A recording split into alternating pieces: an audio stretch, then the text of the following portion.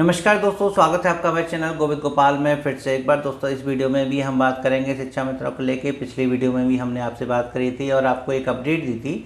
वो भले ही अपडेट शिक्षा मित्रों को अच्छी नहीं लगी, लेकिन वो सत्य थी और हमने सिर्फ उस वीडियो में सचेत रहने के लिए शिक्षा मित्रों से कहा था कि जिला हमीरपुर में जिला विशेष शिक्षा अधिकारी महोदय ने डीएम सर के निर्देश के अंतर्गत एक आदेश जारी कर दिया अपने समस्त खंड शिक्षा अधिकारी और प्रधानाध्यापकों की विद्यालय निरीक्षण में यदि शिक्षा मित्र एक दिन से अधिक अनुपस्थित पाया जाता है तो उसकी सीमा समाप्ति का आदेश जारी किया जाएगा।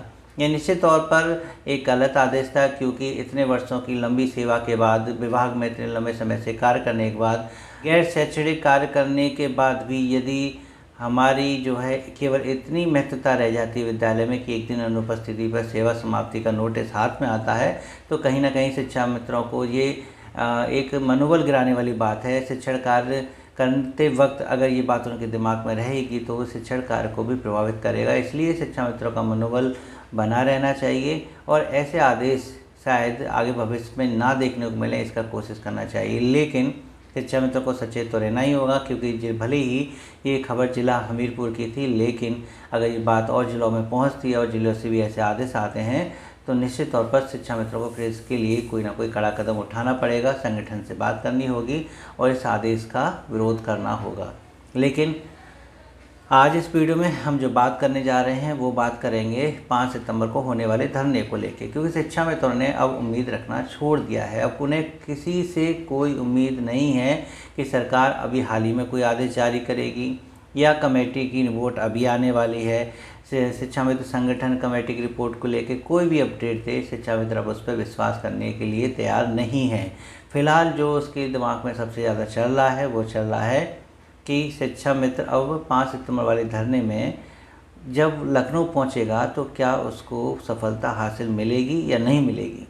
इसके कई बिंदु हैं, इस पर कई बिंदुओं पर चर्चाएं अभी भी चल रही हैं और सबसे मुख्य जो बिंदु रहा है वो रहा है संयुक्त मोर्चा का, कि यदि ये धरना 5 सितंबर का संयुक्त मोर्चा के अंतर्गत होता है, यानी सभी शिक्षा मित्र संगठन छोटे हों बड़े हों सभी अगर एक जगह आते हैं तो इस धरने की सफलता के बारे में अनुमान लगाया जा सकता है। अन्यथा की स्थिति में यदि एक संगठन केवल शिक्षा मित्रों का आह्वान करेगा तो भले ही संख्या अच्छी हो, लेकिन वो सफलता नहीं मिल पाएगी जिस उम्मीद में शिक्षा मित्र वहाँ जाएगा।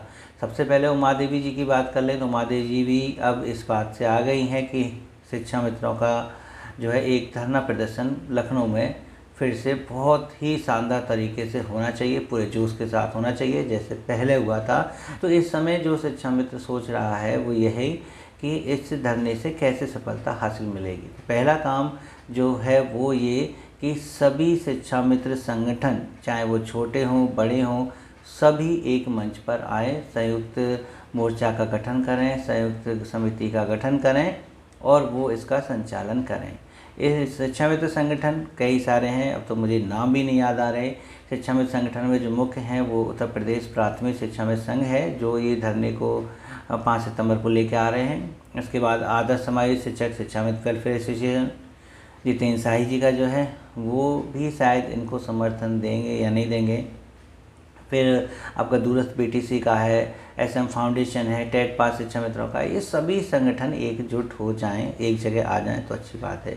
एक वीडियो में ये भी सुनने को आया था कि यदि 5 सितंबर को उत्तर प्रदेश प्राथमिक शिक्षा मित्र संघ इस धरने को प्रस्तावित कर रहा है तो उनकी जिम्मेदारी बनती है कि वो अपने सभी अन्य साथियों को यानी अन्य संगठनों को इस धरने में समर्थन के लिए आमंत्रित करें। जब तक आप आमंत्रित नहीं करेंगे वो आना नहीं चाहेंगे। तो बड़े संगठन की पैरवी के नाते, बड़े भाई के नाते आप अपने छोटे भाइयों को, अपने छोटे जो अनुज हैं उन सभी को एक संदेश दे सकते हैं कि आप हमारे साथ इस धरने में सहयोग करें, संयुक्त रूप से हमारे पास आएँ और ताकि हम इस धरने को सफल बना सकें। तो एक निमंत्रण बनता है उत्तर प्रदेश प्राथमिक शिक्षा मित्र संघ की तरफ से। जो नहीं आते हैं वो शिक्षा मित्र समझेंगे कि शिक्षा मित्रों का भला नहीं चाहते हैं, जो संघ आएंगे संयुक्त रूप से संघर्ष करेंगे, तो इसका मतलब अब जो मेन काम है वो रह गया है शिक्षा मित्रों का हित, चाहे वो कैसे भी मिले। ये सुनने में ये भी आ रहा है कि जैसे शिक्षकों ने अपना संयुक्त मोर्चा संगठन बनाया ऑनलाइन अटेंडेंस के विरोध को लेकर, क्या शिक्षा मित्र भी अगर ऐसा बनाते हैं तो सरकार पर इसका दबाव पड़ेगा। तो डेफिनेटली ये कह रहे हैं लोग कि हाँ, इसका असर सरकार पर पड़ेगा जब देखेगा कि सभी संगठन एक मंच पर आ गए। दूसरा जो कारण है इस धरने को लेकर जो उम्मीद लगा रहे हैं लोग, वो ये कि ये धरना शायद अनवरत चलेगा। शिव कुमार शुक्ला जी ने कहा था कि जब तक मांगे पूरी नहीं होगी हम लखनऊ में ही डटे रहेंगे। अगर ये सच है तो ये अच्छी बात है। अगर धरना एक दिवसीय है तो शिक्षा मित्र वहाँ जाने से थोड़ा संकोच करेगा, वहाँ नहीं जाएगा। वो चाहता है कि हम जब जाएं तो कुछ लेके ही आएँ, खाली हाथ ना लौटें। तीसरा पॉइंट ये है कि 2-3 विशाल धरने के बाद सरकार ने कमेटी बनाकर शिक्षा मित्रों को जो है साधा है, उनको घर वापस भेजा है, धरने को समाप्त किया है। लेकिन ये धरना किसी भी कमेटी के बनने तक नहीं, बल्कि कमेटी की रिपोर्ट वापस आने तक, यानी कमेटी की रिपोर्ट जब तक शिक्षा मित्रों के सामने नहीं आ जाती है तब तक ये धरना प्रदर्शन ख़त्म नहीं होगा।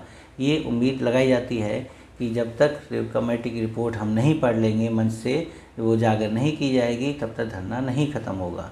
इसके लिए जो शिक्षा मित्र संगठन के पदाधिकारी हैं वो ज्ञापन के माध्यम से सरकार तक, प्रशासन तक, शासन तक ये खबर पहुंचा सकते हैं कि हमारा 5 तारीख का प्रस्तावित धरना है और हमें वहां पर शिक्षा मित्रों की समस्याओं से संबंधित निदान चाहिए, चाहे वो कमेटी की रिपोर्ट के रूप में क्यों ना हो, ताकि सरकार उसकी तैयारी पहले से कर ले कि अब हमें रिपोर्ट देनी ही पड़ सकती है अगर शिक्षा मित्र आंदोलन करते हैं तो ये सब चीज़ें हैं। पहले से तैयारी करके अगर सब लोग चलेंगे और शिक्षा मित्र संगठन को अनवरत मतलब धरने को अनवरत रखेंगे, ये भी वजह है। सभी संयुक्त रूप से कार्य करेंगे। उत्तर प्रदेश प्राथमिक शिक्षा मित्र संघ के जिलाध्यक्षों ने जब अपने इस्तीफा देने शुरू किए, विधानसभा में माननीय बेसिक शिक्षा मंत्री जी के बयान के बाद कोई भी टिप्पणी प्रदेश अध्यक्ष की ना आने की वजह से, तो अब शिव कुमार शुक्ला जी ने उनको साधते हुए उनके इस्तीफे को जो है नामंजूर किया है कि आप अपनी जिम्मेदारी निभाइए, आप अपने कर्तव्यों को निभाते रहिए,